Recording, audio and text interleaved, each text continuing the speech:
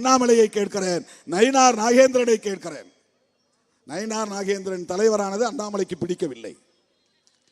அதனால் அண்ணாமலை தனி ஆவர்த்தனம் செய்கிறார். நாள்தோறும் அவர் பத்திரிகையாளரை சந்தித்து பேட்டி கொடுக்கிறார். உன் கட்சிக்கு மாநில தலைவர் நயினார் நாகேந்திரன், உன் சீட்டை கிழிச்சாச்சு, உன் சீட்டு கிழிக்கப்பட்டு விட்டது, உன்னுடைய சீட்டு கிழிக்கப்பட்டு விட்டது, சுவாமியே சரணம் ஐயப்பா. அந்த முழக்கம் எழுப்புகிற தோழர்கள் சனாதனத்தை எதிர்க்கிறோம் என்பதற்காக ஆதரவு தெரிவிக்கிறார்கள்.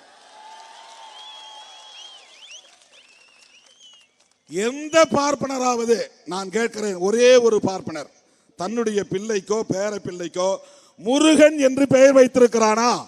கொண்டு வந்து நிறுத்து மேடையில். நீ சொல்லுகிற அத்தனையும் நான் கேட்க விரும்புகிறேன்.